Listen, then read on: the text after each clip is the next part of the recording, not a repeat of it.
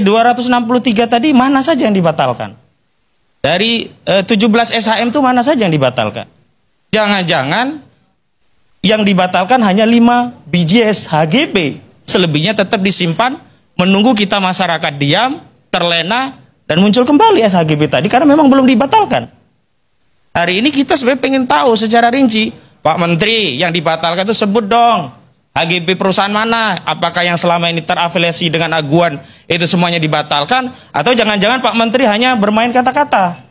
Hanya menyebut yang di belakang garis pantai itu aman, yang di luar garis pantai dibatalkan. Tapi kita tidak tahu yang mana yang masuk dalam garis pantai, yang mana yang di luar garis pantai yang klaimnya dibatalkan. Selanjutnya Bang, saya kecewa dengan Kementerian ATR. Kalau masyarakat mungkin mengapresiasi. Saya kecewa, bahkan kecewa berat. Mohon maaf Bang, Kohot itu hanya satu desa di Kecamatan Paku Haji. Sementara kalau kita bicara pagar laut ini bukan hanya satu desa. Data kami menyebutnya setidaknya ada di Kecamatan Kosambi, Kecamatan Teluk Naga, Kecamatan Paku Haji dan Mau. Di Paku Haji saja itu ada 2 desa lain yang ada pagarnya, yakni Desa Keramat dan Surya Bahari. Di Kosambi ada Dadap dan Salembaran Jaya. Di Teluk Naga ada Muara, Lemo, Tanjung Pasir, dan Tanjung Burung. Sementara di Mau ada Karangserang dan Ketapang. Pertanyaan kritisnya adalah, kenapa yang diekspos ke publik hanya di desa Kohot saja, yang ada 263? Asumsi kita berarti ada ratusan, ribuan, bahkan puluhan ribu HGB-HGB lain di atas laut. Karena pagar tadi membentang di beberapa kecamatan sampai Karangserang, bahkan sampai Kecamatan Tanara, Kabupaten Serang. Saya bahkan punya data dari korban perampasan tanah. Kenapa Bang saya membentuk tim namanya tim advokasi ya melawan oligarki rakus perampas tanah rakyat. Saya buat definisi batasan, yang dimaksud merampas tanah adalah mengambil tanah dari pemiliknya tanpa keridoan, baik karena harganya semaunya, apalagi tanpa diberi harga, apalagi dengan ancaman intimidasi. Kami punya data. Jadi yang sedang dirampas itu bukan hanya kawasan laut Bang. Kalau laut itu adalah hak publik dan pantai. Ada juga tanah yang kewenangannya negara yang dirampas, yakni di darat. Bentuknya apa? Sungai, jembatan, jalan-jalan. Diuruk itu.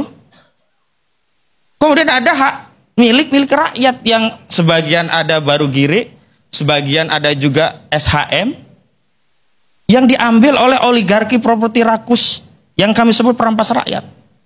Siapa oligarki itu? Saya sebutkan di gugatan. Karena kami juga mengajukan gugatan perdata perbuatan melawan hukum di Pengadilan Negeri Jakarta Pusat dengan nomor perkara 754/PD3/2024/PN JKT-PST yang kami layangkan 30 November yang lalu. Dan hari ini sudah sidang ketiga. Besok sidang keempat, masih kurang legal standing Airlangga Hartarto. Karena Airlangga Hartarto walaupun menteri ternyata dia tidak ngerti hukum Bang. Kami gugat pribadi yang datang staf menteri atas nama negara dengan surat tugas begitu. Saya lanjutkan.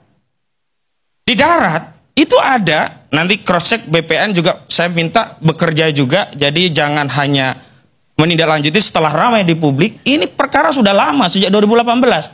Jadi sebelum Pantai Indah Kapuk itu punya status PSN, proyek status strategis nasional, yang sebenarnya hanya 7.555 hektar, ini sudah banyak masalah. Coba bayangkan, ada 900 hektar NIB, yang di atasnya ada sertifikat atas nama pribadi, baik HGP, juga ada korporasi pribadi hak milik, juga korporasi HGB, itu hanya 3 orang, dimiliki 3 orang, 900 hektar.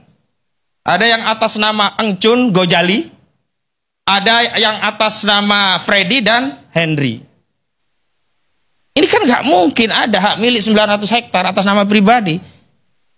BPN gimana ini kerjanya begitu loh. BPN selalu berdalih, kami hanya melayani apa yang secara formil sudah dilengkapi. Masalah materialnya bagaimana bukan kewenangan kami.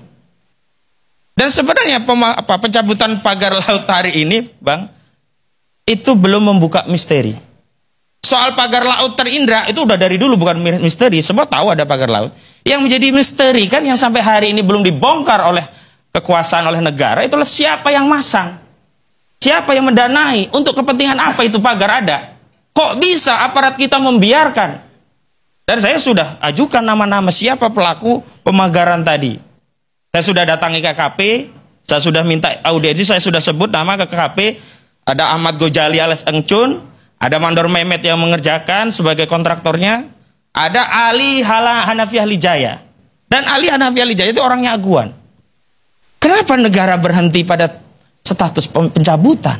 Kenapa negara nggak bertindak mencari siapa yang melakukan pencabutan, siapa yang membiayai, untuk apa? Dan ini sudah jelas kejahatan. Ya pelan-pelan dong. Nggak bisa, Pak. Artinya hari ini baru mulai gebrakan. Lah kalau mau dicari kan tinggal. Oke, saya coba ikutilah. Kalau itu dilakukan oleh swasta bolehlah, seri. Tapi kita ini negara, Bang. Bisa bekerja secara paralel. Yang saya sayangkan, justru institusi yang berwenang dalam penegakan hukum awal-awal itu seolah ikut melindungi. Misalkan Polair menyatakan kami belum menemukan bukti adanya unsur pidana dalam kasus pemagaran laut. Padahal statement pejabat seperti ini tabu bagi proses penegakan hukum. Harusnya yang dia sampaikan adalah kami sedang melakukan penyelidikan dan tolong tunggu info lebih lanjut dari kami. Itu seolah-olah kan melindungi. Yang kedua, Sakti Wahyu Trenggono, aneh ini orang, menteri satu ini. Dia sudah bisa membahas motif daripada pagar itu adalah dalam rangka untuk mengumpulkan sedimentasi nanti akan teruruk lama-lama menjadi daratan. Dari mana dia mendapatkan kesimpulan itu? Kalau begitu dia sudah tahu yang memagar. Nah, saya punya data lain, Bang. Ini sebenarnya adalah prakondisi untuk menguasai wilayah laut untuk nantinya direstorasi menjadi daratan sebagai asas untuk industri properti. Saya sebut Pantai Indah Kapuk.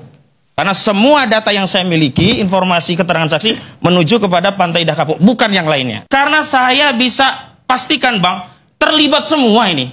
Desa, kecamatan, notaris, kemudian BPN, menteri, dan termasuk institusi penjaga kedaulatan negara kita, TNI dan juga Polri. Kenapa? Nggak mungkin, Bang, ada pagar sampai 30 meter, Polair itu nggak tahu, TNI AL itu nggak tahu, polisi nggak tahu, kecamatan nggak tahu, kelurahan tempat hilir mudik bambu dibawa nggak tahu, nggak mungkin. Itu mengkonfirmasi apa? Memang kejahatan terhadap kedaulatan negara ini luar biasa. Dan ingat, ini bukan kejahatan tanam pagar laut, tidak ansih soal itu, tapi ini kejahatan terhadap kedaulatan negara.